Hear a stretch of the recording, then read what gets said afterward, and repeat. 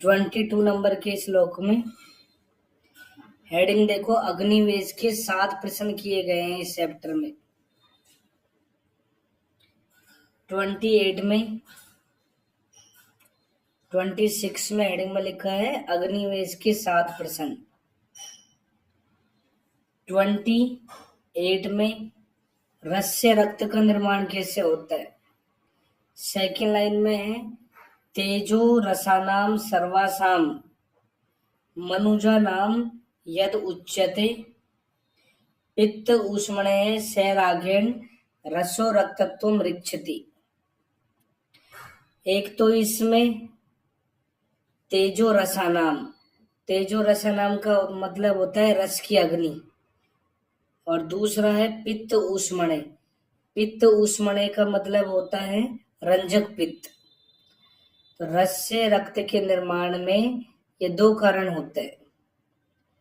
रस से रक्त के निर्माण में एक तो रंजक पित्त और दूसरा रस की अग्नि, ये 2 कारण होते हैं। इसके बाद में नेक्स्ट श्लोक में आओ। नेक्स्ट श्लोक में लिखा हुआ है वायु अंबु तेजसा रक्तम ऊष्मणा च अभिसंयुक्तम। वायु अंबु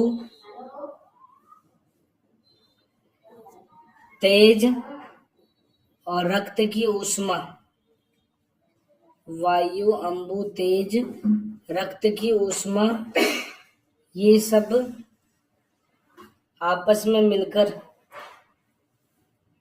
किसका निर्माण करते हैं, मांस का निर्माण करते हैं। तो मांस के निर्माण में लिख लेना वायु जल तेज और रक्त की ऊष्मा ये सहायता करती है। मेद के निर्माण में नेक्स्ट लाइन में स्थिरताम प्राप्य मांसम स्यात् कोमा लगा दो, इससे मांस का निर्माण होता है। स्व ऊष्मणा पक्वम एव तत्। अब मांस की ऊष्मा तेज अंबु इनके साथ में मिलकर स्निग्ध गुण की अधिकता से मेद का निर्माण करती है। तो मेद के निर्माण में वायु नहीं है, जल तेज है, क्योंकि वायु अगर आ जाएगी तो फिर स्नेह गुण नष्ट हो जाएगा, रुक्षता बढ़ने लगेगी। इसके बाद में इसी लाइन में पृथ्वी अग्नि वायु आदि, पृथ्वी तेज वायु के साथ मेद की ऊष्मा मिलके अगले लाइन में खरत्व को प्राप्त हो जाती है, जिससे अस्थि का निर्माण होता है। तो अस्थि जो है 5वें नंबर की धातु है, तो इसमें 5वें नंबर का महाभूत बोलना पृथ्वी। अस्थि का अधिष्ठान क्या होता है, वायु। अस्थि वायु का अधिष्ठान होती है, या पृथ्वी वै पे खत्म हुआ वैसे वायु बोल देना। इसमें भी तेज मिलेगा, साथ में मेद की ऊष्मा, तो ये सब मिलके अस्थि का निर्माण करते हैं। फिर कंटिन्यू पढ़ते रहो। सोसिरियम अस्थनाम मध्य समीरण है, वायु अस्थि के मध्य स्थान बना देती है, स्पेस बना देती है। मेद सस्तानी पूर्यन्ते स्नेहो मज्जा तथा स्मरते, और उसमें मेद का स्नेह बढ़ जाता है, जिससे मज्जा धातु का निर्माण होता है। तो मज्जा धातु का निर्माण वायु प्लस मेद के स्नेह से होता है। वायु प्लस मेद के स्नेह से मज्जा का निर्माण होता है। मेद का स्नेह करना, अस्थि में कोई स्नेह नहीं होता है। फिर इसी लाइन में मज्जा गस्तु ये स्नेह शुक्रम संजायते, और मज्जा धातु इसका जो स्नेह भाग होता है वो आगे चल के शुक्र का निर्माण करता है। इसमें क्या होता है, वायु आकाश आदि महाभूतों से अस्थियों में छिद्र हो जाता है, और उन छिद्रों के द्वारा शुक्र का स्राव होता रहता है। कैसे होता रहता है, नवात कुंभात इव उदकम, जैसे नया कोई गड्ढा होता है उसमें पानी भर देते हैं तो वो बाहर से भी पूरा गीला हो जाता है, ऐसे शुक्र का निर्माण होता है। शुक्र के लिए हमने ये भी पढ़ा था, जलम आद्रात पटादीव, जैसे जल निचोड़ते हैं किसी वस्त्र में से, ऐसे ही शुक्र निकलता है शरीर में से। 36 नंबर का श्लोक हेडिंग में लिखा है व्यान वायु का कार्य। इसका रेफरेंस याद करना, श्लोक का भी रेफरेंस याद करना। चैप्टर का नाम ना तो वात व्याधि है ना वात कलाकली है, तो इन दोनों के अंदर ये रेफरेंस नहीं करना है। व्यानेन रस धातुर ही विक्षिप उचित कर्मणा युगपत सर्वतो अजस्रम देहे विक्षिप्यते सदा क्षिप्यमाणे खेवे गुण्यात रसे संजति यत्र से करोति विकृतिम तत्र के वर्षम युतोयते। तो व्यान वायु क्या करती है, रस धातु को उसके स्थान से निकाल के दूसरी जगह पे भेज देती है, फिर आगे जाके वो जहां पे रुक जाती है, खेवे गुण्य होता है, वहां पे विकृति उत्पन्न करती है। करोति विकृति कैसे करती है, जैसे खे वर्षम युतोयते, जैसे आकाश में बादल होते हैं, आकाश में बादल होते हैं, वो वर्षा को लेके जाते हैं, पानी को लेके जाते हैं, तो जहां पे रुक जाते हैं वहां वर्षा हो जाती है। ऐसे ही व्यान वायु अपना कार्य करती है, रस धातु को जहां रोक देती है वहीं पे ही रोग उत्पन्न हो जाते हैं। लास्ट लाइन लिखिए, इति भौतिक धातु अन्न पक्तृणाम। इस चैप्टर में हमने भूताग्नि, धात्वाग्नि और जठराग्नि तीनों के बारे में पढ़ा है, तो इस वर्ड का रेफरेंस याद करना। नेक्स्ट श्लोक में फर्स्ट लाइन में जठराग्नि के लिए करना है पक्तृणाम अधिपो, सभी अग्नियों में राजा होती है, प्रधान होती है। तत् मूलास्ते ही तद वृद्धि क्षय वृद्धि क्षयात्मक का, इसके बढ़ने पर, जठराग्नि के प्रबल रहने पर शरीर की वृद्धि होती है और इसके क्षय होने पर शरीर का भी नाश हो जाता है। नेक्स्ट श्लोक में यो ही भुक्ते विधिम त्यक्त्वा गृहणी दोषजान गदान, जो भोजन की विधि को छोड़कर अन्न का सेवन करता है तो उसको गृहणी दोष हो जाता है। यहीं ऊपर लिख लो, अन्न पान विधि त्याग, अन्न पान विधि त्याग, एरो लगा के राज्य क्षमा का निदान, ब्रैकेट में अष्टांग हृदय। अन्न पान विधि त्याग, एरो लगा के राज्य क्षमा का निदान, ब्रैकेट में अष्टांग संग्रह, अष्टांग हृदय, तो गृहणी दोष हो जाते हैं। सैलोल्यात लभते शीघ्रम, या भोजन के प्रति ज्यादा लालची होता है तो उसको गृहणी दोष हो जाते हैं। नेक्स्ट 42 नंबर के अंदर आओ, अभोजनात् अजीर्ण अति भोजनात् विस्मासनात्, अग्रे के अंदर गृहणी दूसरा नाम क्या होता है, अध्यसन गृहणी दूसरा नाम होता है। तो यहाँ पे इसके निदान में भी लिखा है अजीर्ण। असातम में गुरु शीत अति रुक्ष भोजन से होता है। व्रेक वमन स्नेह विभ्रमात व्याधि कर्षणात्, इनमें विभ्रम हो जाने से या व्याधि से शरीर कर्षित होने से। देश काल ऋतु वैषम्यात वेगा नाम से विधारणात्, देश काल ऋतु के वैषम्य से वेगों के धारण होने से होता है, मतलब इधर उधर जाने से देश काल ऋतु वैषम्य से होता है, या फिर ट्रेवलिंग हिस्ट्री होती है किसी की तो उसमें भी IBS या गृहणी दोष होने के ज्यादा चांसेस होता है। इसके बाद नेक्स्ट लाइन में, इन सारे निदानों से दुष्यति अग्नि, अग्नि दूषित हो जाती है। स दुष्टो अन्नम न तत् पचती लघु अपि, वह दुष्ट अन्न को भी नहीं पचाती है, उससे दुष्ट अन्न भी, वो दुष्ट अन्न लघु अन्न को भी नहीं पचा पाती है। ये जो अग्नि होती है दूषित जठराग्नि, वह फिर लघु अन्न को भी नहीं पचा पाती है, फिर वो अन्न अपच्यमान होकर सुख तत्व में परिवर्तित हो जाता है, जिसे अन्न विष बोलते हैं। तो इन सभी निदानों से अग्नि के दूषित होने से अन्न विष का निर्माण होता है। अब जो भी शरीर में पैथोलॉजी होती है, कोई भी रोग उत्पन्न होता है उसमें मेन जो फैक्टर होता है वो ये अन्न विष ही होता है। देखो ये अन्न विष अब आगे जाके क्या करेगा।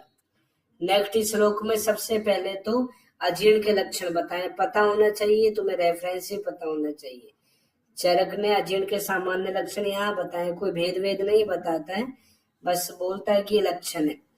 तस्य लिंगम अजीर्णस्य विष्टम्भे सदनम तथा शीर्षो रुक्चे मूर्छाचे ब्रह्म पृष्ठ कटीकरे जरम्बा अंकमर्द तृष्णाचे ज्वर छर्दी प्रवाहणम। ज्वर भी होता है अजीर्ण का लक्षण।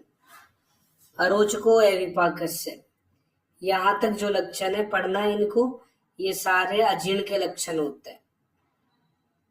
इसके बाद में इसी लाइन में घोर अन्नविष का निर्माण हो जाता है, अभी ऊपर भी पढ़ा था। अब जो ये घोर अन्नविष होता है वो दोषों के साथ, धातुओं के साथ में और मल के साथ में मिलेगा। शरीर में यही तो होता है कि दोष धातु मल मूलम ही शरीरम, तो इन 7 धातु 3 दोष 3 मल के साथ में मिलके बहुत सारे रोग उत्पन्न करता है। देखो तीसरी लाइन में जब वो पित्त के साथ में मिलता है तो मुख आमियान, मुख रोग उत्पन्न करेगा, मुख पाक उत्पन्न करेगा। अम्ल पित्त भी पित्त के साथ मिलने से होता है अन्न विष के। तो इस अम्ल पित्त का रेफरेंस भी याद करना कि बस यहीं पे थोड़ा बहुत बोला है चरक ने कि अम्ल पित्त ऐसा होता है। इसका चिकित्सा के साथ विस्तार से सर्वप्रथम काश्यप वर्णन करता है। चिकित्सा के साथ विस्तार से सर्वप्रथम काश्यप वर्णन करता है और इसको सुक्तक कहा। काश्यप ने अम्ल पित्त को सुक्तक कहा। फिर माधव निदान करता है। काश्यप बच्चों में करेगा, माधव निदान बड़ों में करेगा। अगली लाइन में देखो, जब ये अन्विष कफ के साथ मिल जाता है तो यक्षमा, पीनस, प्रमेह आदि की चिकित्सा करनी चाहिए। तो प्रतिशाय जब भी होता है तो प्रतिशाय में अग्नि की चिकित्सा करनी चाहिए, क्योंकि प्रतिशाय में अन्न विष कफ के साथ में मिल रहा है। अग्नि दीप्त करने का प्रयास करना चाहिए। ऐसे नहीं है कि प्रतिशाय में बस तुम प्रतिशाय स्थान विशेष की चिकित्सा कर रहे हो। अग्नि को जब तक ठीक नहीं करोगे प्रतिशाय ठीक नहीं होता है, बहुत जटिल व्याधि होती है। एलर्जिक राइनाइटिस, जीर्ण प्रतिशाय बहुत पुराना हो जाता है। फिर करोति वात संश्रेष्टम, वात के साथ मिलेगा तो अपन वातज रोग पढ़ते हैं, वात के नानात्मज बहुत सारे, उनको उत्पन्न करता है। अब नेक्स्ट लाइन में मूत्र के साथ मिलेगा तो मूत्र रोग, लेकिन सकृत के साथ मिलेगा तो कुक्षी रोग उत्पन्न करता है। सकृत गतम, सकृत के साथ मिलकर कुक्षी रोग उत्पन्न करता है। रस आदि धातुओं के साथ मिलकर रस आदि प्रदोषज विकार उत्पन्न करता है, जो हमने सूत्र 28 में पढ़ ली। तो देख लो ये सारे जितने भी रोग उत्पन्न हुए हैं सब अन्न विष की वजह से उत्पन्न हुए। विमर्श में फर्स्ट लाइन में अजीर्ण के उपद्रव अन्यत्र कहा है। अन्यत्र मतलब सुश्रुत। ये श्लोक सुश्रुत का है, तुम सबको याद भी रखना है। मूर्छा, प्रलापो, वमथु, प्रसे के है सदनम भ्रमे, उपद्रवा भवंती एते मरणम चापी अजीर्णते। तो 7 उपद्रव होते हैं, 7 लिख लेना। अब इनमें से मूर्छा, सदन, भ्रम को गोले में बंद कर लो, और जो हमने भी लक्षण पढ़ा था 45 में, इसमें भी पहली लाइन में सदन, मूर्छा, भ्रम को गोले में बंद कर लो। तो सदन, मूर्छा, भ्रम इसके उपद्रव भी होते हैं और लक्षण भी होते हैं। अब नेक्स्ट में 4 प्रकार की अग्नियों का वर्णन। सबसे पहले 4 जठराग्नियों का वर्णन हमने कहाँ पे किया था? विमान 6, विमान स्थान के 6ठे चैप्टर में किया था, रोगानिक विमान में। अब यहाँ पे भी कर रहा है 4 प्रकार की जठराग्नियों का वर्णन। विषमो धातु वैषम्यम करोति विषमम पचन, विषमो को ब्लैंक कर लो। विषम अग्नि धातु वैषम्य का काम करती है। तीक्ष्णो मंद ईंधनो धातु विशोषति पावके, तीक्ष्ण को ब्लैंक कर लो। तीक्ष्ण अग्नि जो होती है ये धातुओं का शोषण करती है। जब मंद ईंधन हो जाता है, भोजन कम करता है उस कंडीशन में। युक्तम भुक्तवतो युक्तो धातु साम्यम समम पचनम। युक्तों को बोला ब्लैंक कर लो, युक्तो मतलब समग्नि। जब युक्ति पूरा भोजन करता है तो धातु साम्य बनता है, ये समग्नि का काम है। फिर दुर्बलो, दुर्बल को ब्लैंक करो। विदहेति अन्नम, दुर्बल अग्नि अन्न में विदाह करती है। तद्यात ऊर्ध्वम अधो अपीवा, और अन्न में विदाह करके ऊर्ध्व या अधे बाहर से उसको परिवर्त कराती है वमन या विरेचन द्वारा। 52 नंबर इसमें देखो, इसको गलत मत कर देना। विदहती अन्नम जो है, इसको तुम तीक्ष्ण अग्नि में मत कर देना। अन्न में विदाह दुर्बल अग्नि या मंद अग्नि में करना, अन्न विदग्ध हो जाता है। 52 में अधस्तु पक्वम व प्रवर्त है घृणी गते उच्चते। तो जो ये अपनी लास्ट वाली अग्नि थी, मंद अग्नि, इसकी वजह से विदग्ध आहार अधोमार्ग से पका हुआ या नहीं पका हुआ कच्चा मल के रूप में प्रवृत्त होता है, उसे ही गृहिणी गते उच्चते, उसे ही गृहिणी रोग कहते हैं। सर्वम एवन्नम प्रायो ही अस्य विधह्यते। तो गृहिणी रोग में अन्न चाहे कच्चा निकलता हो या पक्का निकलता हो, वह सभी विदग्ध होकर ही निकलता है। गृहिणी के अंदर ये ध्यान में रखना, चाहे अन्न कच्चा हो चाहे पक्का हो, विदग्ध होकर ही निकलेगा। तो ये लाइन गृहिणी के लिए करनी है। इसके बाद में 53 के अंदर ऐसे लिखा है, गृहिणी रोग का लक्षण अतिसष्टम विबद्धम व द्रवम तदुपदिश्यते, कि ज्यादा बंधा हुआ आ सकता है, ज्यादा पतला भी आ सकता है। या मुहुर्बद्धम मुहुर्द्रवम ऐसे भी लिख लो, मुहुर्बद्धम मुहुर्द्रवम। ये गृहिणी का प्रत्यात्म लक्षण होता है। मुहुर्बद्धम मुहुर्द्रवम गृहिणी का प्रत्यात्म लक्षण है।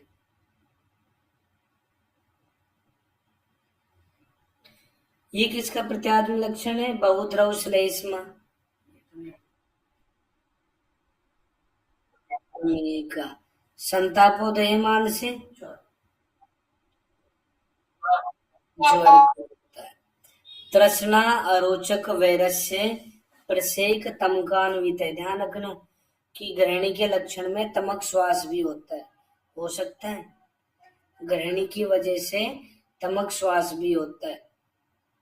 अगली लाइन में देखो, आगे सून पाद करे, कल परसों ही बोला था तुम्हें, सून पाद करे गृहिणी का सामान्य लक्षण होता है। इसी लाइन में स्यास्ती पर्वरुक छर्दनम ज्वर भी होता है।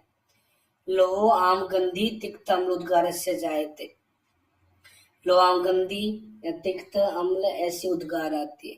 ये लिख लो, लोहो मत्स्य आम गंधी, लोहो मत्स्य आम गंधी, एरो लगा के रक्त पित्त, लोहो मत्स्य आम गंधी रक्त पित्त। फिर लिखो अम्ल पित्त में एरो लगा के अविपाक कलम उत्क्लेश, अविपाक कलम उत्क्लेश तिक्त अम्ल उद्गार गौरवई, अविपाक कलम उत्क्लेश तिक्त अम्ल उद्गार गौरवई। ये लाइन अम्ल पित्त का सामान्य लक्षण है। ऐसे स्टार्ट हो रहा है, ऐसे अविपाक, ऐसे अम्ल पित्त। कौन से हृदय रोग का लक्षण है? तिक्त अम्ल उद्गार, तिक्त अम्ल उद्गार पित्त हृदय रोग में भी हमने पढ़ा। इसके बाद में नेक्स्ट 55 नंबर का श्लोक, ये तुम्हें दोनों श्लोक याद रखने। उदर का सामान्य लक्षण याद होना चाहिए, अर्श का याद होना चाहिए, पूर्व रूप याद होने चाहिए अर्श के। गृहिणी के दोनों श्लोक याद रखने, सामान्य लक्षण और पूर्व रूप। कुछ भी पूछ सकते हैं, ऐसे ज्यादातर पूछते हैं कि कौन सा नहीं है। अब वो टाइम गया है कि ऐसे पूछते हैं ये कौन सा है, ये पूछेंगे कौन सा नहीं है।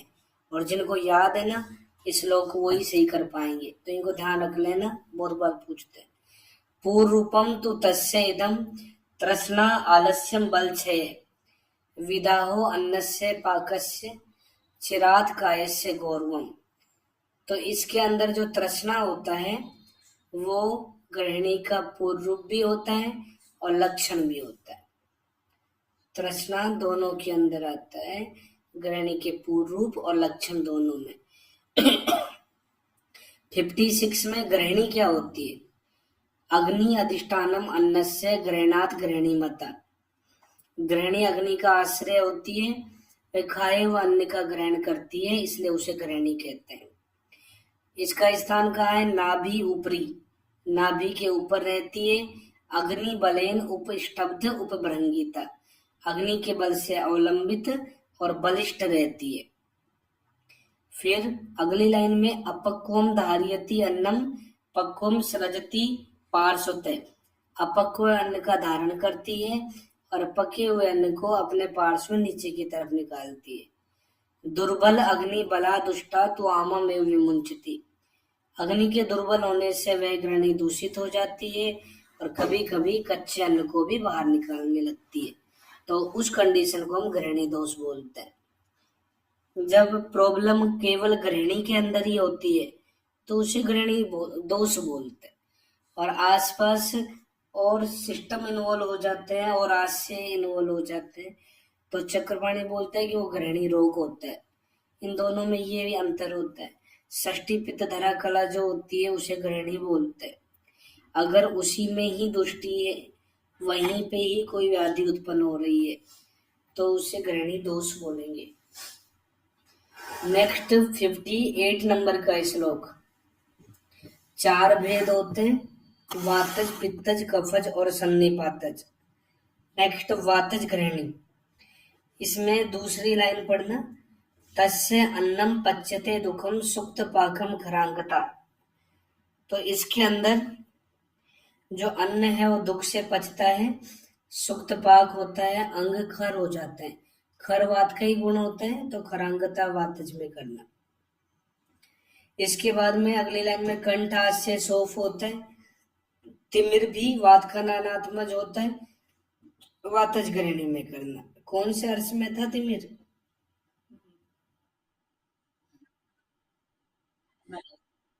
सहज में, वातज में नहीं था, सहज में था।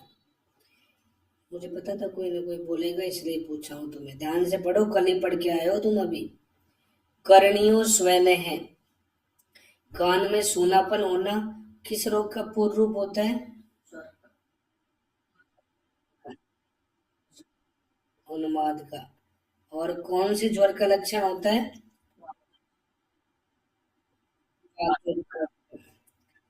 इसी लाइन में लास्ट में विसूची का, विसूची का भी वातज गृहिणी का लक्षण होता है। अगली लाइन में परिकर्ती का, हृदय पीड़ा स्टार्टिंग में, गृद्धि सर्व रसानाम, सभी रसों के सेवन करने की इच्छा होती है उसको।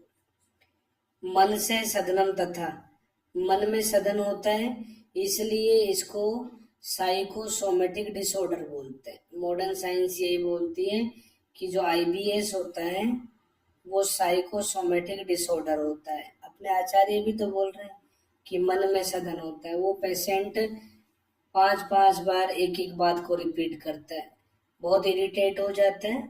इसलिए हमें भी इरिटेट नहीं होना, क्योंकि उसकी डिजीज का ये सिम्टम होता है। तुम्हें समझने का प्रयास करना है कि ऐसे नहीं कि वो आया कि तुम्हें 5 बार दवाई समझने आएगा, लेकिन समझाना उसको, भगाना मत उसको। उसकी डिजीज के अंदर ऐसा होता है, बहुत मिलते हैं आज के टाइम में। नेक्स्ट लाइन में जीर्णे जीर्यति च आत्मानम भुक्ते स्वास्थ्यम उपेति च, जीर्णे जीर्यति च आत्मानम, भोजन पच रहा है या पच गया हो उस कंडीशन में तो आत्मान होता है, और भोजन करते ही उसको स्वास्थ्य लाभ होता है। करोति जीर्णे अभ्यधिकम भुक्ते समुपेति यस्य, ये लाइन किस रोग का लक्षण है? वातज कुल।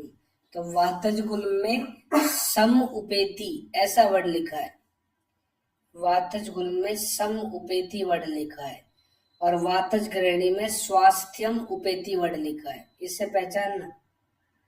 वातज गुल में गलत मत कर देना, पूछेंगे तुमसे। जब इन आचार्यों को शंका हो गई तो तुम्हें क्यों नहीं होगी आशंका। लिखा है ना, देखो, स वात गुल में हृदय रोग प्लीहा संकी च मानव। तो ये जो वातज करणी होती है, इसके लक्षणों को देखकर वातज गुल में हृदय रोग और पीलिया रोग की आशंका रहती हो रहा है ना। दोनों के लक्षण एक जैसे मिल रहे हैं, तीनों का नाम याद रखना। वातज गुल में हृदय रोग पीलिया। 66 में पित्तज ग्रहणी, सेकेंड लाइन में सो अजीर्णम नील पीताभम पीताभम सारियते द्रवम। ऐसा पित्त के अंदर ही आता है मल। पूती अम्लोदगार हृदय कंठ दाहा अरुचि त्रट अर्दित है। पूती से लाइन शुरू हो रही है और पित्त जो वर्ड है ये भी पूती से मिलता जुलता है। तो पूती अम्लोदगार जैसी लाइन आ जाए तो पित्तज ग्रहणी में करना। इसके लक्षण जो है पित्तज ग्रहणी के, वो भी अम्ल पित्त से मिलते जुलते होते हैं। नेक्स्ट कफज ग्रहणी, फर्स्ट लाइन में भुक्त मात्र से च स्वप्नात हंती अग्नि, भोजन करके दिन में सोना। बताया था तुम्हें कि कफज ग्रहणी का निदान होता है। इससे पहले कौन से स्रोतो दृष्टि में बताया था? मास स्रोतो दृष्टि। कौन सी धातु दृष्टि का निदान बताया था? दृष्टि का। तो अब ये तीसरी बार कफज ग्रहणी याद रख लो, इसका भी निदान होता है। हंती अग्नि कुपित है, कफ है, अग्नि मंद हो जाती है, कफ का प्रकोप हो जाता है।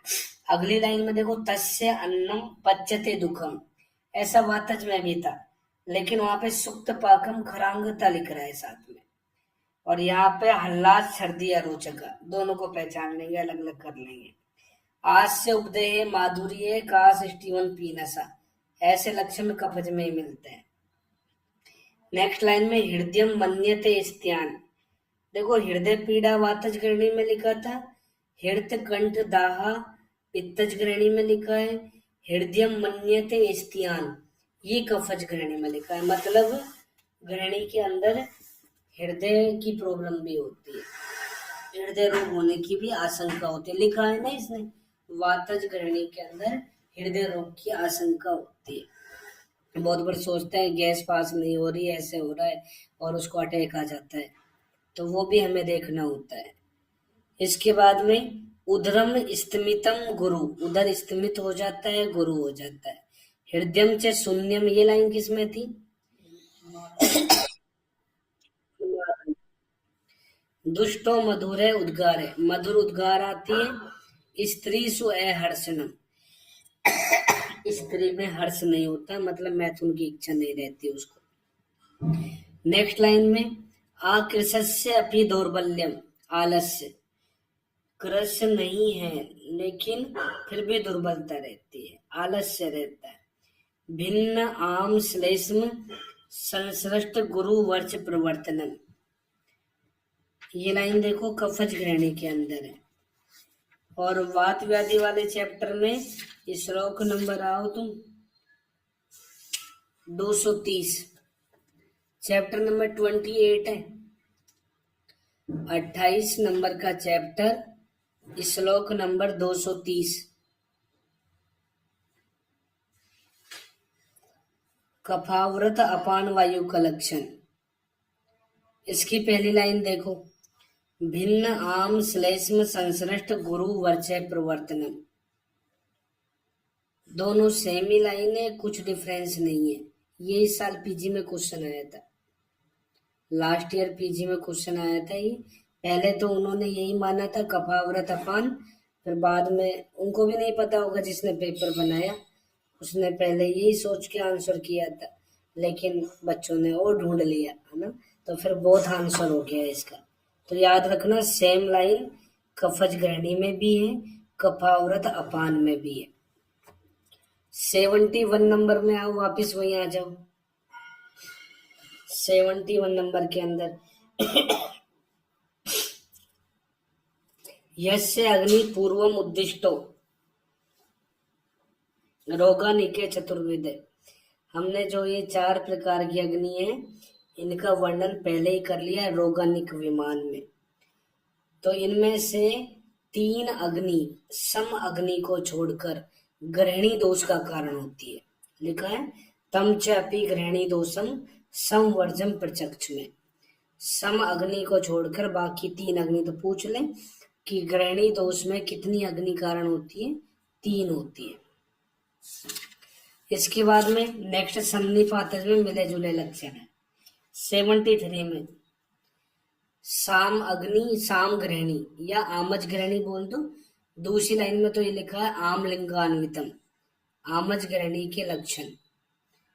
आमज ग्रहणी का भेद सारंग धर्म मानता है, लिख लो सारंग धर्म में ग्रहणी के 5 भेद। सारंग धर्म में ग्रहणी के 5 भेद हैं। 5वां कौन सा है? आमज ग्रहणी। बस चरक लक्षण बोलता है, चिकित्सा बोलता है। फर्स्ट लाइन में ग्रहणीम आश्रितम दोषम विदग्ध आहार मूर्छितम सविष्टम प्रसेय करती विधा अरुचि गौरवई आम लिंगान्वितम दृष्ट्वा दुख उष्णेन अंबुना उद्धरेत। विदग्ध आहार से मूर्छित कुपित वातादि दोष जब ग्रहणी में आश्रित होते हैं तो उसमें विष्टम्भ प्रसेक, उदर में वेदना, उदर में दाह, अरुचि, भारीपन ऐसे लक्षण मिलते हैं। तो इसे आमज ग्रहणी या साम ग्रहणी समझना चाहिए। चिकित्सा में दुखोष्ण सुखोष्ण तो हम बहुत बार पढ़ के आए। दुखोष्ण का मतलब गुनगुना जल, ज्यादा मात्रा में गर्म पानी पिला के उसको वमन कराना चाहिए। साथ में मदन फल कसाय से भी करा सकते हैं वमन, लेकिन पिपली सरसब का कल्क मिलाना पड़ेगा उसमें। तो ये आमज ग्रहणी की चिकित्सा है। नेक्स्ट लीनम ग्रहणी का चिकित्सा सूत्र।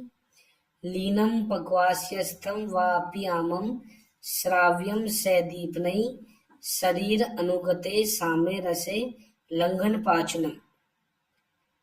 तो पहली लाइन में लिखा है कि अगर दोष उदर में लीन हो जाए या आम दोष पक्वास्य में स्थित हो जाए तो श्राव्यम से दीपनई दीपन शोधन औषधियों के द्वारा चिकित्सा करनी चाहिए, विरेचन कराना चाहिए। अगर संपूर्ण शरीर में आमरस फैल जाए, शरीर अनुगते सामेरस से सामरस शरीर में फैल जाए तो लंघन पाचन से चिकित्सा करनी चाहिए। ध्यान में रखना, इंपॉर्टेंट है ये। और आम दोष का सिद्धांत, लीन दोष का सिद्धांत हमने और कहाँ पढ़ा था इससे पहले?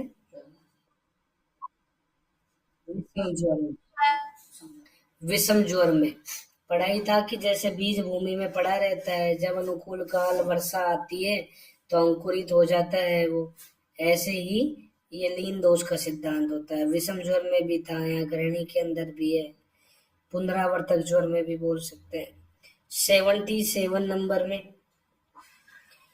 तो इसमें 76 में लंघन पाचन के लिए हम पंचकोल पेया दे सकते हैं, ये दीपन का भी काम करती है।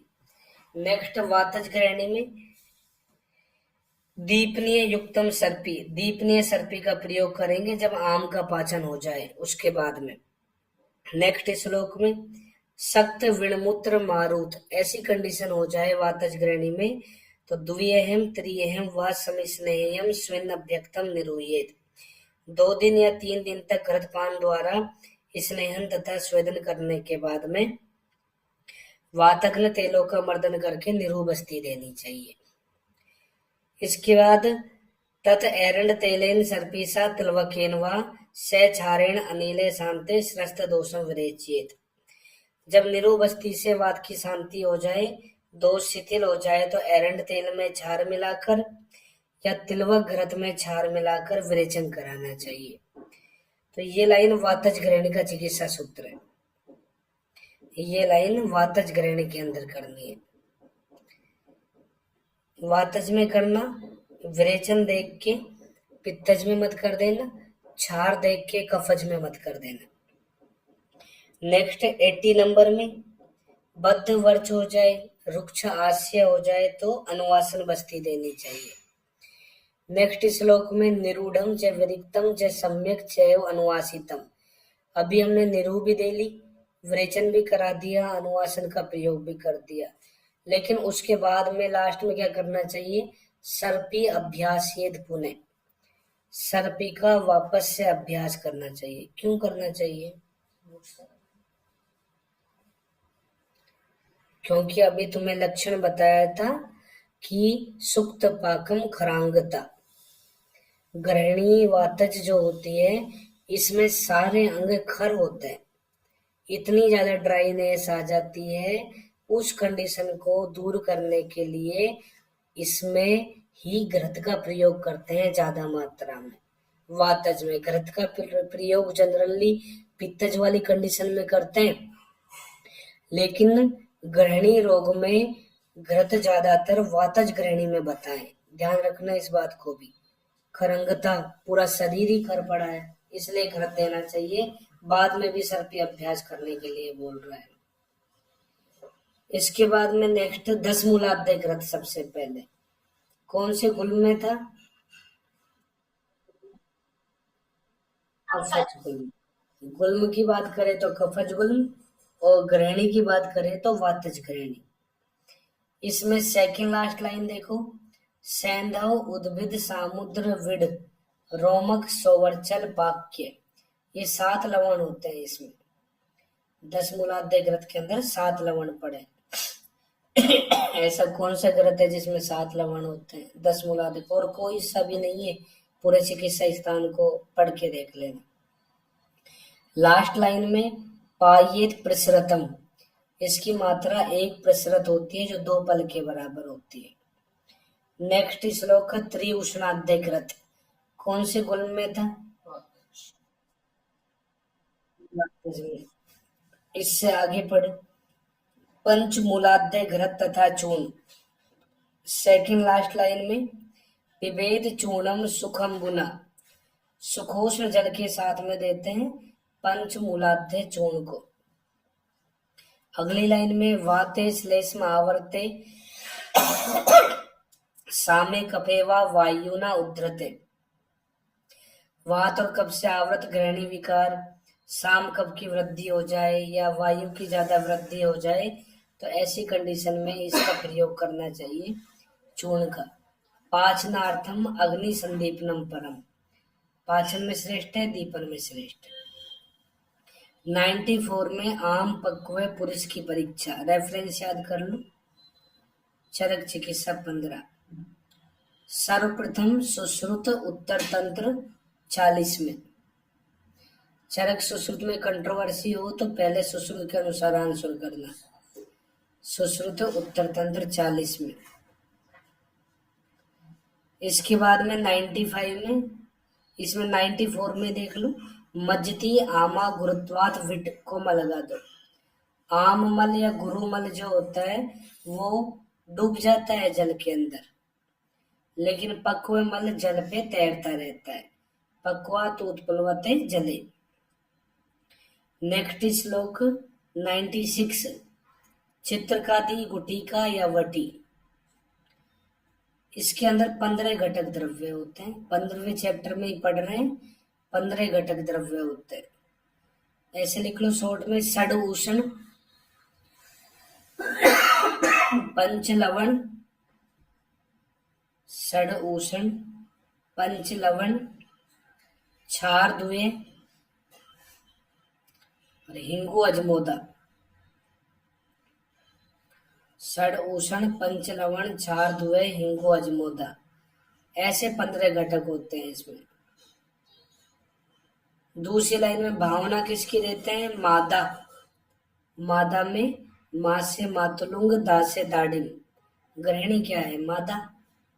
ऐसे करके याद कर लो, मातुलुंग दाडिम स्वरस की भावना देते हैं। ये जो योग है ये पंचपटुवटी नाम से भी जाना जाता है। ये लिख लो, पंचपटुवटी। पटु लवण का पर्याय है तो पंचपटुवटी। इसमें 2 भावना द्रव्य बताए आचार्य चरक ने। अगर वाग्भट की बात करें तो तीन होते हैं, दो तो यही है, एक और लिख लो, कोलस्वेरस। कोलस्वेरस बेर, मातुलुंग दाड़िन और कोलस्वरस की भावना देते हैं। काम है इसका, कर्ता विपाचयति आमम, दीप्यति आसु चंदलम। आम का पाचन करती है, शीघ्र ही अग्नि को दीप्त करती है। चित्रकादि गुटी का 103 में आओ, अभियादि चूर्ण। अभिया हरित की बात का अनुलोमन करेगी। नेक्स्ट श्लोक 110 में मरीच्यादि चूर्ण। इसमें फर्स्ट लाइन में लिखा है मरीचम कुड़व। मरीच कुड़व प्रमाण में होती है। दूसरी लाइन में हिंगू शिवाटी का, ऐसा एक घटक पड़ा रहता है, हिंगू शिवाटी का। इसका हिंदी अर्थ देखो तीसरी लाइन में, वंशपत्री। वंशपत्री बोल देते हैं इसको। 117 में आओ, 117 नंबर का श्लोक। इस साल इस चैप्टर में से 3-4 क्वेश्चन आए थे, हर साल ही आते हैं गृहिणी में से, तो दो तीन क्वेश्चन तो हर साल ज्वर गृहिणी इनमें से तो आते ही है, पढ़ लेना ध्यान से।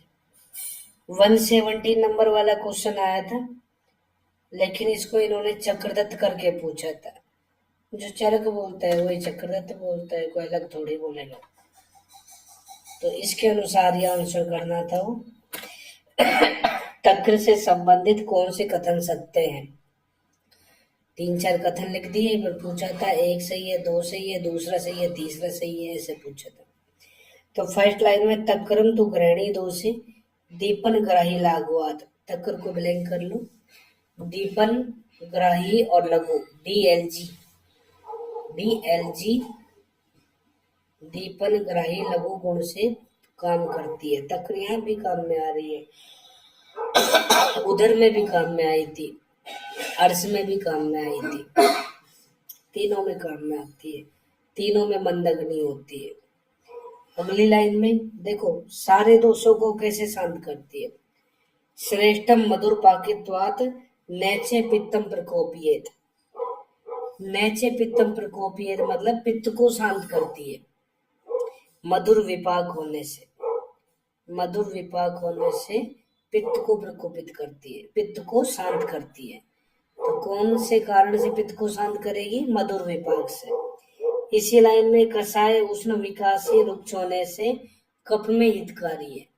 तो कफ का गुण होता है स्निग्ध शीत, और स्निग्ध शीत का अपोजिट क्या होता है? रुक्ष उष्ण।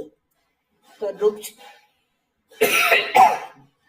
रुक्ष उष्ण के साथ में विकासी बोल दो, और विकासी काश पे खत्म हुआ, काश से कसाय बोल देना। इसके बाद में अगली लाइन में वात में मधुर अम्ल सांद्र गुण से शांत करने वाली, सांद्रत्व के बाद को मैं लगा दो। और सद्यस्कम अविदायी, ताजा जो छाछ होती है तुरंत हमने काम में ली, वो विदाई नहीं होती है। इस तरह से तक्कर का प्रयोग जठराणाम उदर अर्श और अगले लाइन में गृहिणी दोष में किया जाता है। विमर्श में तीसरी लाइन में यथा सुराणाम हिताय तथा नराणाम भुवि तक्र माहु। तक्र को ब्लैंक कर लो। तक्र जो है देवताओं के लिए जैसे अमृत हितकारी होता है, ऐसे ही मनुष्यों के लिए तक्र हितकारी होती है। इंद्र के लिए भी दुर्लभ होती है तक्र, ऐसा भी कहा गया है। नेक्स्ट 121 में तक्रारिष्ट। इसका हिंदी अर्थ पढ़ो तीसरी लाइन में। 3 सप्ताह तक धूप में या अन्न की राशि में गाड़ के रखना है। इससे अगली लाइन में भोजन उपरांत 1 कर्ण की मात्रा में 1 कर्ण जल के साथ सेवन कराना है। शोध गुण जैसी व्याधि को नष्ट करता है। शुष्क कर्ण में भी पढ़ा था, वातज ग्रहणी में भी पढ़ा था।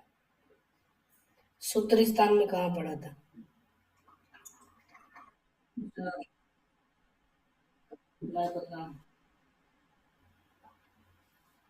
स्नेह व्यापद में भी पढ़ते हैं। संतर्पण जन्य रोगों के अंदर भी पड़ते हैं। इसके बाद में 122 नंबर का है श्लोक। 122 में पित्तज ग्रहणी। पित्तज ग्रहणी में पित्त का द्रव गुण बढ़ता है। द्रव को बैलेंस करना है तो सूखी चीजें काम में लेंगे। सूखी चीजें क्या होती है? चूर्ण। तो ज्यादातर चूर्ण का प्रयोग पित्तज ग्रहणी में किया गया है। देखो फर्स्ट लाइन में अग्नि निर्वापक जो पित्त होता है उसको जानकर पित्तम ज्ञात्वा व्रेकेण निर्हरेत वमनेन वा। व्रेचन या निरुबस्ती व्रेचन या वमन से उसको बाहर निकालना चाहिए। लास्ट लाइन में सर्पे विषय अपी तिक्त कई। तिक्त द्रव्यों से सिद्ध सर्पी का प्रयोग करना चाहिए। ऐसा कौन सा घृत है जो एक ही घृत है इसमें जो काम में लेते हैं? अगली लाइन में लिखा है चंदनाद्य घृत। इसके सारे द्रव्य देख लो, पटोल, फिर कुटकी, तिकरा, तिक्त, चंदन, सारे क्या होते हैं? तिक्ती होते हैं। पाठा, मुरवा।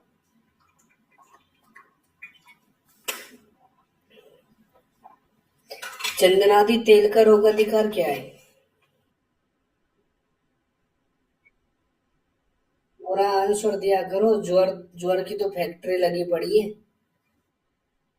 एक आंसर दाहा ज्वर। दाहा ज्वर में चंदनादि तेल काम में लेना है। चंदनाद्य घृत पित्तज ग्रहणी में। नेक्स्ट नागराध्य चूर्ण। इसमें दूसरी लाइन देखो, पिबेत सछोद्रम तंडुल अंबुना। मधु मिला के अनुपान क्या होता है? तंडुलोदक। छोद्र इसका सहपान हो गया, तंडुलोदक अनुपान हो गया। तीसरी लाइन में लिखा है कृष्ण आत्रे पूजितम। कल ये लिखाया था एक साथ तुम्हें, कृष्ण आत्रे ने बताया। सूत्र स्थान में कृष्ण आत्रे नाम कहाँ पे आता है? अष्टतरी का वर्णन किया है इसने। 133 में भूनिम्बाध्य चूर्ण। दूसरी लाइन में लिखा है गुड़ शीतंबुना। गुड़ शीतल जल, इसके साथ में काम में लेना है इसको, या गुड़ के शरबत के साथ में काम में लेना है। ठंडे पानी में गुड़ मिला दो, उसका शरबत बना के पिला दो। नेक्स्ट वचाध्यादि चूर्ण। इससे आगे क्राताध्य चूर्ण। 139 में पढ़ो। इसका प्रयोग, क्राताध्य चूर्ण का प्रयोग मधुना लेयम पेयम मध्य जलेन वा। मधु से चाटकर ऊपर से मदिरा या जल पीने को देना चाहिए। नेक्स्ट लाइन में कामला सन्निपात मुख रोग को नष्ट करने वाला होता है। इससे आगे पढ़ो कफज ग्रहणी की चिकित्सा। इसमें कौन सा सिद्धांत फॉलो करेंगे? देखो, वमी तस्य यथाविधि। दोषों के प्रमाण को जानकर, बल को जानकर वमन कराना चाहिए। फिर अम्ल लवण कटु ऐसे रस वाले द्रव्यों का प्रयोग करना चाहिए। क्षार का प्रयोग करना चाहिए। तिक्त का भी प्रयोग करना चाहिए। अग्नि पे विशेष ध्यान देना चाहिए। उसको बढ़ाने के लिए प्रयत्न करना चाहिए। तो अग्नि को बढ़ाना है हमें और क्षार का प्रयोग करना है। तो अग्नि को बढ़ाने के लिए सबसे अच्छे क्या होते हैं? आशा वरिष्ठ। तो आशा वरिष्ठ अगर कोई ग्रहणी में काम में लेने हैं, बस तक्रारिष्ट को छोड़ देना, बाकी सारे आशा वरिष्ठ का नाम आ जाए तो कफज ग्रहणी में करना। तक्रारिष्ट किस में करोगे? वातज। वातज में करना है। इसके बाद देखो सबसे पहले 149 में ऐसे लिखा है मधुकासव। मधुकासव काम में लेना है। लास्ट लाइन में लिखा है कप पित्त चित्त होता है। कप पित्त सामक है, कुष्ठ क्लास को ठीक करता है। नेक्स्ट श्लोक में आओ, 155 में दुरालभासव। दुरालभास से ये भी आ गया। दुरालभासव कफज ग्रहणी में। लास्ट लाइन में लास्ट वर्ड देखो क्या लिखा है? रक्त पित्त कफाप है। ये रक्त पित्त कफ को शांत करने वाला होता है। 159 में मूलासव। इसमें लास्ट लाइन में देखो सूलासव या मूलासव एक ही बात है, गलत लिख दिया यहाँ पे। सूलासव मूलासव ही होना चाहिए। यह रक्त पित्त चित होता है। इसके बाद में नेक्स्ट श्लोक 160, इसमें लिखा है पिंडासव। पिंडासव में दो ही घटक होते हैं, एक पिप्पली और दूसरा विभीतक। पी से पिंडासव बोलना, पी से पिप्पली बोलना। पी से पिंडासव, पी से पिप्पली। और दूसरा इसमें विभितक पड़ा रहता है। दूसरी लाइन में एक पल मात्रा में काम में लेना है इसको, और जल मिलाएंगे अंजलि प्रमाण में। एक अंजलि में कितना जल होता है, पल होता है बताओ? 4 पल। वैसे तो जनरली आसव वरिष्ठ जो होते हैं उनमें समभाग जल मिला के काम में लेते हैं, इसमें 4 गुना जल मिला के काम में ले रहे हैं। पिंडासव के लिए लिखा है रोगानिक विनाशनम, रोग के समूह को नष्ट करने वाला होता है। अगली लाइन में स्वस्थो अपि एनम पिबेद मासम नरय स्निग्ध रसायने, रसायन बना लो, रसायन है। इक्षम तेषाम अनुत्पत्तिम रोगाणाम यत्र प्रकीर्तिता। अगर कोई मनुष्य स्वस्थ रहना चाहता है और ये चाहता है कि मुझे मेरी इच्छा से कभी भी कोई रोग नहीं हो, तो उसको इस पिंडासव का प्रयोग करना चाहिए 1 मास तक। तो ऐसा कौन सा योग है चरक संहिता में जो रोग उत्पत्ति में इच्छा शक्ति से नियंत्रण कर सकता है, कंट्रोल कर सकता है? तो ये पिंडासव है। इसका प्रयोग करने से कभी भी कोई रोग नहीं होता। और ज्यादा द्रव्य कहाँ है इसमें? 2 ही द्रव्य है, पिपली है, विभितक है, और आसव बनाएंगे तो गुड़ तो मिलाएंगे, मिला के बना तो बन जाएगा पिंडासव। 1 मास तक स्वस्थ को भी सेवन कराते हैं। लास्ट लाइन में पूछ ले तो पिंडासव में करना। नेक्स्ट श्लोक, इसमें लिखा है मध्वरिष्ट। मध्वासव किसमें था? प्रमेय कुष्ठ में। मध्वासव प्रमेय कुष्ठ में था। मध्वरिष्ट पूछे तो घृणी में करना। फर्स्ट लाइन में नवे पिपली मधु आकते, कल से नूतन मिट्टी के घड़े में पिपली का चूर्ण व मधु मिलाना है। लास्ट लाइन में वात श्लेष्म आमियान, वात कफज रोगों को नष्ट करने वाला होता है मध्वरिष्ट। और मध्वासव कौन से दोष को शांत? कप पित्त, वहां पे कप पित्त को नष्ट करने वाला है, यहाँ वात कप को नष्ट करने वाला है। नेक्स्ट पिपली मूलाध्य चूर्ण, यहाँ पे भी 1-2 चूर्ण बताए। पिपली मूलाध्य चूर्ण भी है, घृत भी है, क्षार भी है, तीनों में आता है पिपली मूलाध्य। पिपली मूलाध्य चूर्ण, इससे आगे पिपली मूलाध्य घृत, इससे आगे क्षार घृत। क्षार से पहचान लेना। अब घृत मत सोचना, पित्त में मत कर देना, वात में मत कर देना कि सारे घृत वात में काम में लेने। क्षार घृत कफज ग्रहणी में काम में लेना है। नेक्स्ट और कौन कौन से क्षार है? पिपली मूलाध्य क्षार 176 में, पिपली मूलाध्य क्षार 178 में, भल्ला तक क्षार, इससे आगे दुरालबाध्य क्षार, इससे आगे भूनिम्बादी क्षार, इससे आगे हरिद्राध्य क्षार। कोई सा भी क्षार का नाम आ जाए, ज्यादातर कफज ग्रहणी में करना। ऐसे ही क्षार गुटिका, क्षार गुड़िका किसमें था? गुड़िका को अदरक से याद करते हैं। वटिका वट उदुम्बर से याद करते हैं, उदुम्बर से उधर याद आ जाता है। गैसे गुटिका बोलना, गैसे ग्रहणी बोलना। क्षार गुटिका ग्रहणी में काम में लेनी है। चतुष्पलम सुधा कांडम, इसमें ही का कांड रहता है 4 पल। त्रिपलम लवण त्रियात, सैंधव विड सोवरचल, ये 3 लवण होते हैं इसमें, प्रत्येक 1-1 पल होता है। इसके बाद अगली लाइन में भावना क्या है इसकी, याद रखो, वार्ताकु स्वरस। वार्ताकु बृहति का पर्याय होता है, बड़ी कंठकारी, इसकी भावना देंगे। और इस गुटिका का प्रयोग भोजनोत्तर, भोजन के बाद में करेंगे। नेक्स्ट लाइन में लास्ट में लिखा है कृष्ण आत्रेय प्रकीर्तिता, कृष्ण आत्रेय ने बताइए ये। नेक्स्ट चतुर्थ क्षार, चतुर्थ क्षार हेडिंग में इसको वत्सकादि क्षार भी बोल देते हैं। स्टार्टिंग वत्सक से हो रही है। दूसरी लाइन में आय से भाजने, लोहे के पात्र में इसका निर्माण करते हैं। कोलम सुख अम्बुना मध्यवा, कोल प्रमाण में इसकी मात्रा होती है। सुखोष्ण जल या मध्य के साथ में इसको काम में लेते हैं, अनुपान होता है। नेक्स्ट पंचम क्षार, इसको त्रिफलादि क्षार भी बोल देते हैं। इसमें चौथी लाइन में देखो लास्ट में लिखा है पानी तलम पिबेत, इसकी मात्रा कर्ष प्रमाण में होती है, पानी तल प्रमाण में होती है, चतुर्थ से डबल होती है। आगे सरपीसा, नेक्स्ट लाइन में सरपीसा, सरपी के साथ में काम में लेते हैं इसको। नेक्स्ट 194 नंबर का श्लोक, सन्निपातज ग्रहणी पंचकर्माणि कार्येत। एरो लगा के लिख लो, मद मूर्छा, कोमा जनपदोध्वंस, कोमा अस्थि प्रदोषज विकार। इनके अंदर हमने पहले पढ़ी है ये पंचकर्म चिकित्सा, वहां पंचकर्म वर्ड आता है, यहाँ पे सन्निपातज ग्रहणी में भी कर देना।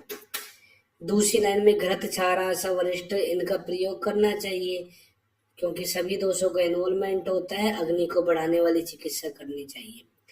195 में दूसरी लाइन में देखो क्या लिखा है, व्यत्यासातताम, व्यत्यासात चिकित्सा अर्थ में भी थी, यहाँ सन्निपातज ग्रहणी में भी करेंगे। इसके बाद नेक्स्ट 196 में सामान्य चिकित्सा बोल रहा है सभी ग्रहणी के अंदर। दूसरी लाइन में लिखा है चूर्ण लवण क्षार मध्वरिष्ठ सुरासवा, ये लाइन आ जाए तो मध्वरिष्ठ से पहचान लो। इसी लाइन में तक्र के योग काम में लेने, दीपनीय सर्पी का प्रयोग करना है। 198 में कफज ग्रहणी में आवस्थी की चिकित्सा, इससे पहले किस में थी आवस्थी की चिकित्सा, राज्य, यहाँ कफज ग्रहणी में। इसमें देखो 2-3 कंडीशन पड़ेंगे, स्टीवनम श्लेष्मिक रुक्षम दीपनम तिक्त संयुक्तम। कफज ग्रहणी में रुक्ष अग्नि दीपक तिक्त द्रव्यों का क्वाथ बनाकर उसका कवल धारण करना है, फिर बार बार थूकने के लिए देना है। 199 में कृष्य बहु कफे, इसको ब्लैंक कर लो। अगर गृहिणी के अंदर क्रस रोगी है और कफ की मात्रा जाता है तो सकृत रुक्ष सकृत स्निग्ध, कभी रुक्ष द्रव्य कभी स्निग्ध द्रव्यों से चिकित्सा करेंगे। परीक्षा आमम शरीरस्य, और आम की परीक्षा करके दीपनम स्नेह संयुक्तम, स्नेह मिले हुए दीपन द्रव्यों का प्रयोग करना चाहिए। 200 में दीपनम बहुपित्तस्य तिक्तम मधुर संयुक्तम, बहुपित्तस्य को ब्लैंक कर लो, पित्त की प्रधानता हो जाए तो दीपन चिकित्सा तिक्त मधुर द्रव्यों का प्रयोग करना है। बहुवात से वात की अधिकता हो तो स्नेह लवण अम्ल युक्त चिकित्सा करनी है, दीपनीय औषधियों का प्रयोग करना है। 201 में स्नेहम एवं परम विद्यात दुर्बल अनल दीपनम, स्नेह को ब्लैंक कर लो। दुर्बल अग्नि को दीप्त करने में सबसे अच्छा क्या है, स्नेह घृत होता है। दूसरी लाइन में नए आलम स्नेह समिदस्य समाय अन्नम सुगुरुअपि, तो घृत से अग्नि इतनी दीप्त हो जाती है कि उसके लिए गुरु अन्न भी कम पड़ जाता है, तो इसको सर्वश्रेष्ठ अग्नि दीपक का है। इस लाइन का रेफरेंस याद करना पहले, इस दूसरे दोनों का, इस श्लोक का। 202 में नेक्स्ट श्लोक में आम अतिसार में दीपनीय कृत, अब कुछ कंडीशन पढ़ेंगे उनमें कैसे चिकित्सा करते हैं। आम अतिसार में दीपनीय घृत कब देंगे, फर्स्ट लाइन में मंद अग्नि अविपक्वम तो पुरीसम यो अतिसार्यते, अगर गृहिणी में मंद अग्नि से पीड़ित है और अपक्व मल का त्याग कर रहा है तो दीपनीय औषधियों से घृत देना चाहिए सिद्ध करके। फिर नेक्स्ट 204 में अगर पुरुष कठिन है, कृच्छता से बाहर आ रहा है तो दूसरी लाइन में सही घृतम लवण युक्तम, घृत में लवण मिला के देना चाहिए। अन्न अवग्रह, अन्न अवग्रह का मतलब होता है भोजन के मध्य में देना चाहिए। 205 में रोक्षान मंदे पिबेद सर्पी तेलम व दीपने युक्तम, अगर आंत्रों में रुक्षता के कारण मंदग्नि हो जाए, आंत्रों में रुक्षता के कारण मंदग्नि हो जाए तो ऐसी कंडीशन में सर्पी तेल का प्रयोग करना चाहिए दीपनी औषधियों से सिद्ध करके। यहाँ भी दीपनी औषधियों से सिद्ध सर्पे दिया है। नेक्स्ट अगर अति स्नेह से मंदग्नि हो जाए तो चूर्ण अरिष्ट आसव का प्रयोग करना चाहिए। भिन्ने गुद उपलेपात तु, गुदा में मल के लिप्त होने पर यदि मल भिन्न होकर निकल रहा है, पतला होकर निकल रहा है, तो तेल सुरा असव का प्रयोग करना चाहिए। जात्यादि तेल ऐसा काम में ले सकते हैं। नेक्स्ट, उदावर्त से मंद अग्नि हो जाए, तो उदावर्त में वायु बढ़ती है, तो निर्वाणवासन बस्ती का प्रयोग करना चाहिए, बस्ती वा त्राणाम होती है। दोष वृद्धि से मंद अग्नि हो तो शोधन चिकित्सा करते हैं। व्याधि युक्त होने पर मंद अग्नि है तो दीपनी औषधियों से सिद्ध सर्पी देते हैं। दीपनी औषधियों से सिद्ध सर्पी 3 जगह पे आ गया, आमति सार में, आंत्र रुक्षता में और व्याधि युक्त। हिंदी में व्याधि मुक्त लिखा है, युक्ति समझना। अगर उपवास से मंद अग्नि हो जाए तो यवागु में घी मिला के देना चाहिए। नेक्स्ट, 210 के अंदर दीर्घकालिक रोग में मांस का प्रयोग करना चाहिए। अग्रय द्रव्यों में क्रव्याद मांस रसाभ्यास हो, क्या होता है?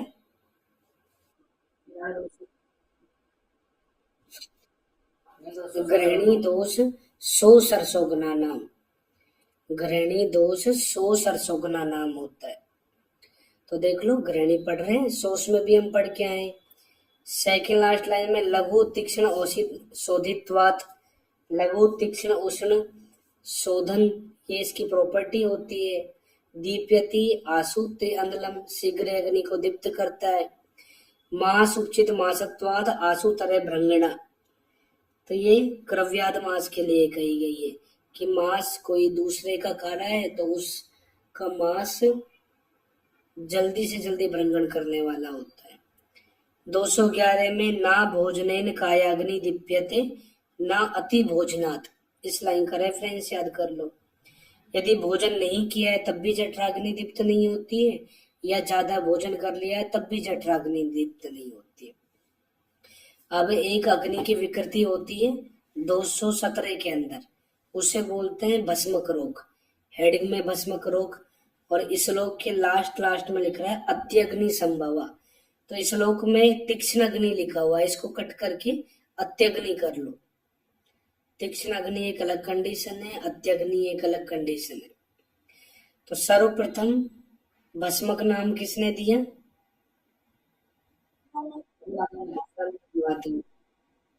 टीकाकार में लघुतरी बृहत्तरी में सबसे पहले किसने दिया? सारंगधर ने, सारंगधर ने दिया।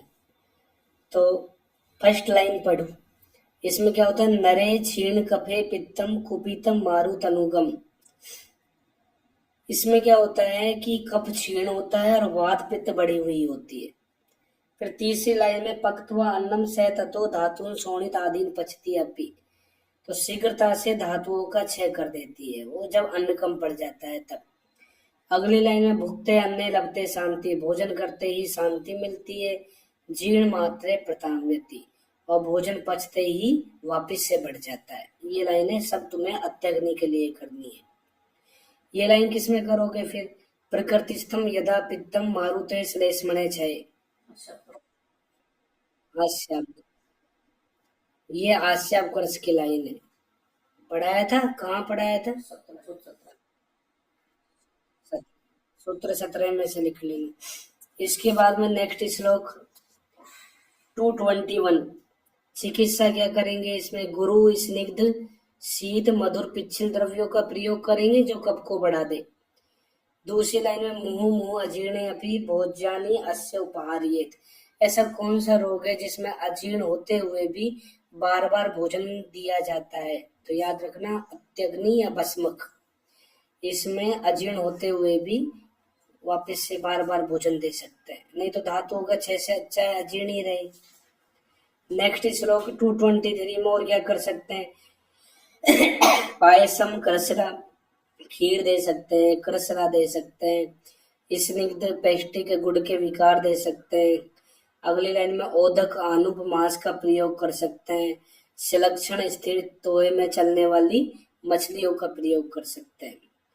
नेक्स्ट श्लोक में आविकम च भृतम मासम अध्यात अत्यग्नि नाशनम, भेड़ के मांस को घी में भून के दे सकते हैं। यवागुम से मधु चिष्टाम करतम व, यवागु में मोम मिलाकर या केवल घृत का प्रयोग करके दे सकते हैं। नेक्स्ट गोधूम का भी प्रयोग करके दे सकते हैं। गोधूम चूर्ण का मंत्र जैसा बना लेंगे और वो खिलाने के बाद में शिरावेदन कराएंगे।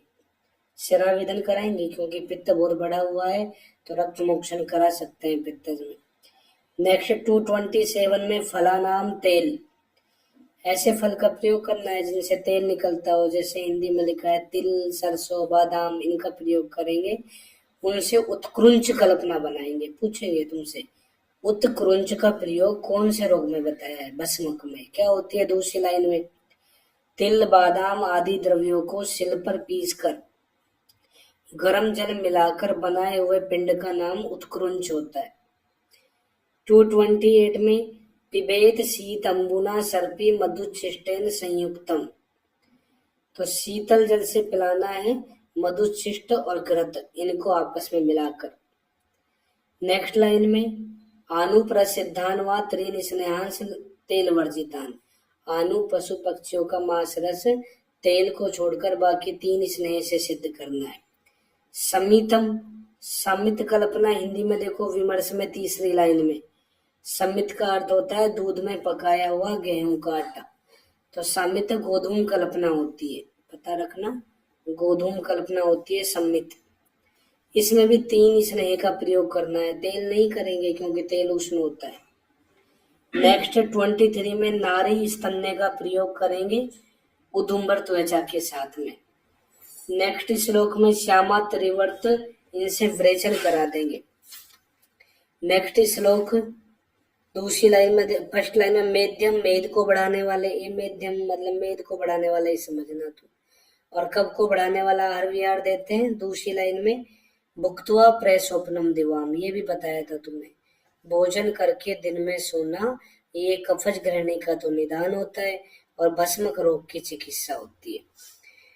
इसके बाद में नेक्स्ट 234 कफे वृद्धे जिते पित्ते मारुते चे अनले समय, ये चिकित्सा भी हो गई अत्यग्नि की।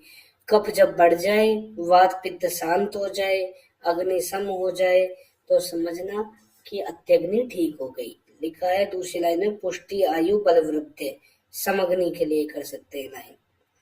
नेक्स्ट 235 में समसन, विस्मासन और अध्यसन लिखा है हेडिंग में। लास्ट ईयर भी कुछ पूछा था, विस्मासन से संबंधित कुछ पूछा था इसमें ही।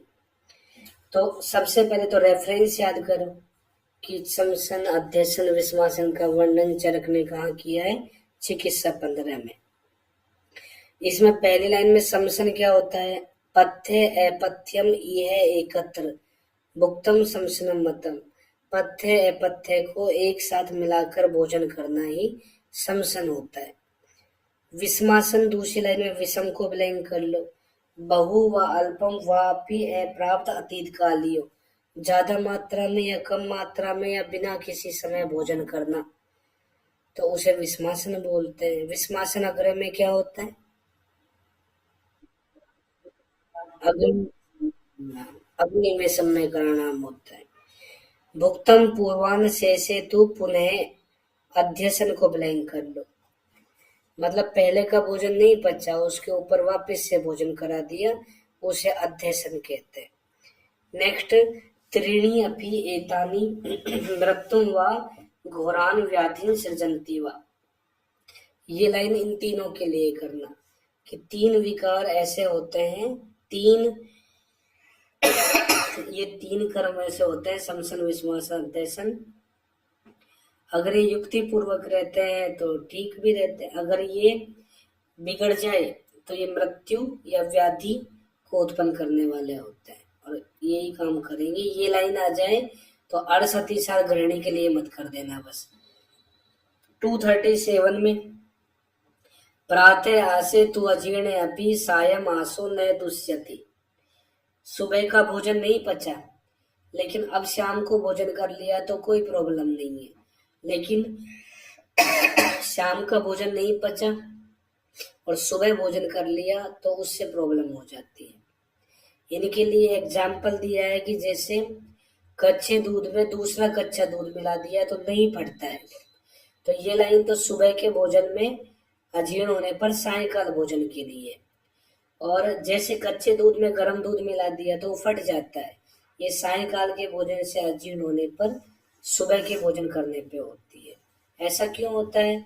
क्योंकि दिन में क्या होता है, वो मूवमेंट करता रहता है, उसका हृदय जागृत अवस्था में रहता है, तो उस पुंडरीक जैसा होता है, तो वो एक्टिविटी होती है, इसलिए कोई प्रॉब्लम नहीं होती। लेकिन रात में हृदय भी म्लान हो जाता है, सारे स्रोतस्सों के मार्ग अवरुद्ध हो जाते हैं, इसलिए सुबह अजीर्ण होने पर सुबह सुबह भोजन नहीं करना चाहिए।